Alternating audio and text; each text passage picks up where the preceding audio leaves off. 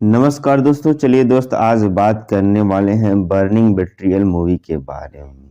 अगर आपने अभी तक हमारे चैनल सब्सक्राइब नहीं किए तो सब्सक्राइब कर दीजिए। चलिए मूवी शुरू करते हैं बिना देर करते हुए। ठीक है दोस्त, मूवी की शुरुआत में हम एक लड़की और एक लड़का को देखते हैं जो बाइक राइडिंग कर रहे होते हैं। आगे जाके वो लोग बाइक लेकर गिर जाते हैं और वो दोनों एक गैराज में चले जाते हैं। जबकि उनको चोट लगी है तो उनको हॉस्पिटल में जाना चाहिए, लेकिन वो लोग गैराज में चले जाते हैं। गैराज में जाने के बाद वो दोनों इलू-इलू करते हैं। तभी सीन शिफ्ट होता है, हमें पता चलता है कि यह एक सपना था। इस लड़की का नाम बॉबी होता है, उसका बॉयफ्रेंड होता है, उसका नाम काऊ होता है। उन दोनों की शादी होने वाली होती है क्योंकि वो दोनों काफी दिन से रिलेशनशिप में थे। आगे हम देखते हैं उसका बॉयफ्रेंड काऊ आता है, उसके लिए एक महंगी रिंग लेकर आता है। काऊ और बॉबी दोनों बिजनेस पार्टनर भी होते हैं। काऊ बताता है कि मेरे ऊपर कुछ फर्जी केस फाइल हुए हैं किसी कंपनी का, जो मुझ पे झूठा इल्जाम लगा रहे हैं और कुछ दिन के बाद हम दोनों को कोर्ट में जाना होगा। इसके बाद वो दोनों अपना काला कांडी करना शुरू कर देते हैं। सुबह होती है तो बॉबी अपने फ्रेंड पैटी को लेकर एक दुकान में जाती है, जो कि शादी के लिए कपड़े खरीदने के लिए। पैटी बॉबी से कहती है कि तुम सच में काऊ से शादी करना चाहती हो, एक बार फिर से तुम सोच लो। क्योंकि पैटी एक ऐसी लड़की होती है जो सारे लड़कों के साथ अपनी रातें रंगीन करती थी, इसलिए बॉबी को शादी के लिए मना करना चाह रही थी। तब बॉबी कहती है कि मैं काऊ को अपना सब कुछ मान लिया हूँ, वही मेरे लिए पति परमेश्वर है, वही मेरे लिए पूरी दुनिया है, मैं काऊ को नहीं छोड़ सकती। पैटी बॉबी के फोन में एक ऐप डाउनलोड कर देती है जिससे कि दोनों लोगों की लाइव लोकेशन का पता चल सके। अगले दिन बॉबी और काऊ की कोर्ट में पेशी होती है। वो लोग कोर्ट में पहुंचते हैं। कोर्ट में जज मार्को नाम का एक आदमी होता है। जब बॉबी मार्को को देखती है तो उसके होश उड़ जाते हैं, क्योंकि जब वो बाइक राइडिंग के समय गिरी थी तो उस समय यही लड़का होता है जिसके साथ बॉबी इलू इलू की थी। वो सोचती है कि ऐसा कैसे हो सकता है। काऊ अपने जवाब में कुछ बात करता है, लेकिन मार्को को डाउट होता है तो मार्को केस को पोस्टपोन कर देता है। बॉबी अपने केस की कुछ फाइल वहीं कोर्ट में भूल जाती है। वो बाहर चली आती है तो काऊ बॉबी से टाटा बाय बाय बोलकर चला जाता है, क्योंकि उसे कोई काम था। अब बॉबी अपनी पुरानी यादों को भूल जाना चाहती थी, इसलिए वो अपनी बाइक को बेच देती है, बल्कि अपनी सारी पुरानी चीजों को बेच देती है। अगले सीन में हम देखते हैं कि बॉबी बैचलर पार्टी रखती है और अपने सभी दोस्तों को बुलाई होती है। सब लोग पार्टी में एंजॉय कर रहे होते हैं। तभी बॉबी को कोई ऐसा गिफ्ट मिल जाता है जिसे देखकर उसका दिल चकनाचूर हो जाता है। वो एकदम से परेशान हो जाती है। उस गिफ्ट में कुछ पिक्चर होती है जो काऊ किसी लड़की के साथ रोमांस कर रहा होता है। उस पिक्चर को देखकर बॉबी रोने लगती है और वो अपने आप को एक कमरे में बंद कर लेती है। उसके दोस्त लोग उसको बहुत दरवाजा खोलने के लिए बोलते हैं, पर वो नहीं खोलती। उसका एक दोस्त टियागो होता है, वो बॉबी का बिजनेस पार्टनर भी होता है। टियागो कहता है कि एक लड़के के लिए अपनी पूरी जिंदगी खराब मत करो। फिर वो दरवाजा खोलती है और तुरंत टियागो के साथ काऊ के ऑफिस में चली जाती है, लेकिन वहां पर बैठा एक आदमी काऊ के ऑफिस में नहीं जाने देता। तब पैटी उसे सीड्यूस करती है तो वो आदमी जाने देता है। बॉबी काऊ के ऑफिस में बहुत छानबीन करती है तो उसे एक कार्ड के माध्यम से पता चलता है कि काऊ का चक्कर उस लड़की से 2 साल से चल रहा है। बॉबी को काऊ के ऑफिस में काऊ का लैपटॉप मिलता है तो बॉबी उस लैपटॉप को खोलने की बहुत कोशिश करती है, लेकिन वो नहीं खोलता, क्योंकि काऊ उसमें एक ऐसा पैटर्न लगाया हुआ होता है कि उसका लॉक कोई दूसरा नहीं खोल सकता। तब बॉबी खोलते खोलते परेशान हो जाती है तो बॉबी उस लैपटॉप को अपने घर लेकर आ जाती है। अगले सीन में उसकी दोस्त पैटी उसको पार्लर में लेकर जाती है और उसे और खूबसूरत बना देती है। तभी बॉबी के पास उस जज मार्को का कॉल आता है, कहता है कि आपकी फाइल यहीं छूट गई है। तब बॉबी जाती है फाइल लेने के लिए। तब दोनों एक दूसरे को देखकर अट्रैक्शन होने वाले होते हैं, लेकिन बॉबी वहां से फाइल लेकर निकल जाती है। बाहर काऊ खड़ा होता है। काऊ बॉबी से बहुत माफी मांगता है, लेकिन बॉबी उसको माफ नहीं करती और बोलती है कि यहाँ से चले जाओ। तभी मार्को आ जाता है। तब काऊ कहता है कि तुम जाओ यहाँ से, हम लोगों का प्राइवेट मैटर है। काऊ बॉबी से कहता है कि हम तुम्हें इतने जल्दी नहीं छोड़ सकते। तब काऊ वहां से चला जाता है। अगले सीन में बॉबी और मार्को एक बार में बैठे होते हैं और एक दूसरे से बातें कर रहे होते हैं। तभी बॉबी मार्को से पूछती है कि क्या आप शादीशुदा हैं? तो मार्को कहता है नहीं, मैं बिल्कुल एकदम कुंवारा हूँ।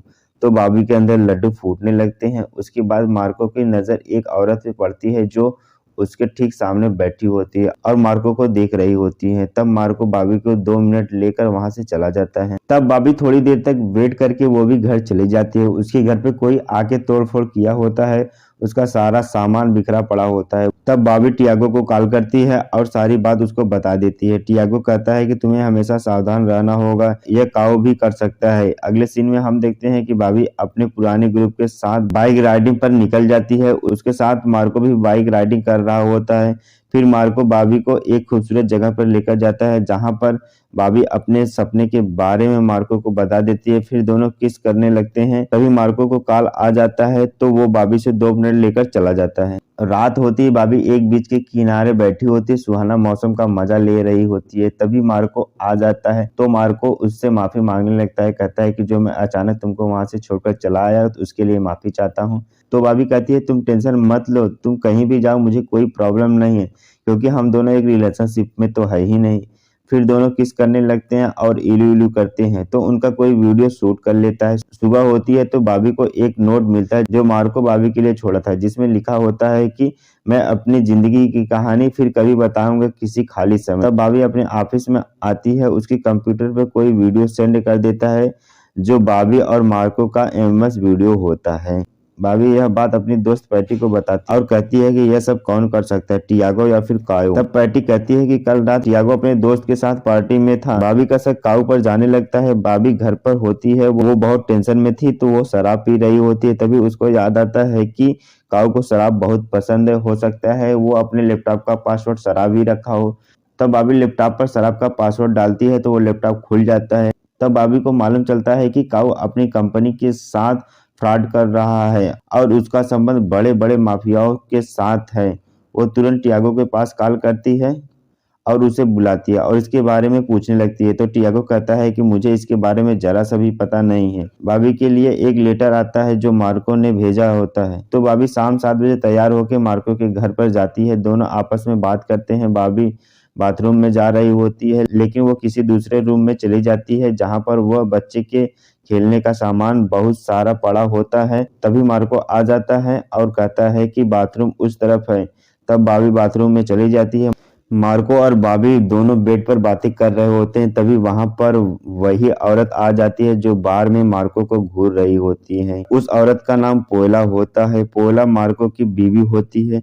पोयला बॉबी से कहती है कि जब यह आदमी अपने बीवी का नहीं हो पाए तो तुम्हारा क्या होगा, तुम तो पराए हो। इस बात को सुनकर बॉबी को बहुत गुस्सा आता है। वो वहां से बाइक लेकर निकल जाती है। बॉबी बाइक बहुत तेजी से ड्राइव कर रही होती है। बॉबी आगे चलकर उसका एक्सीडेंट हो जाता है। वो हॉस्पिटल में होती है। हॉस्पिटल में बॉबी से मिलने के लिए उसके दोस्त आते हैं और मार्को भी आता है उससे मिलने के लिए, लेकिन बॉबी उससे बात नहीं करती, बोलती है कि तुम यहाँ से चले जाओ। तब मार्को वहां से चला जाता है। इधर बॉबी ठीक होकर अपने घर आ जाती है। तब मार्को बॉबी के पास आता है और कहता है कि मुझे माफ कर दो, मुझे सुधरने का मौका दो और मुझे कुछ तुम्हें दिखाना है। तब मार्को बॉबी को एक हॉस्पिटल में लेकर आता है और अपनी बच्ची से मिलवाता है। कहता है कि इसकी मानसिक विकास नहीं हो पाया, यह पूरी तरह से जिंदा लाश है। यह हमारी बच्ची बिना मशीन के सहारे जिंदा नहीं रह पाएगी। यह सब मेरी पत्नी के कारण हुआ, क्योंकि वो प्रेगनेंसी के समय बहुत ज्यादा ड्रग का सेवन करती थी, इसलिए उसको मैं अब पसंद नहीं करता और बहुत जल्द ही हमारा डिवोर्स होने वाला है ताकि हम अपनी जिंदगी नए तरीके से शुरू कर सकें। तब बॉबी मार्को को माफ कर देती है और मार्को की बात को मान लेती है।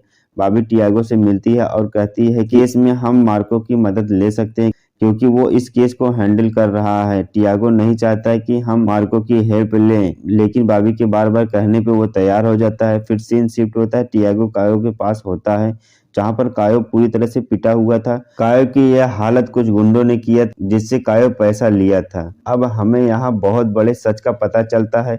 कायो, टियागो और बॉबी तीनों एक ही कंपनी में पार्टनर थे।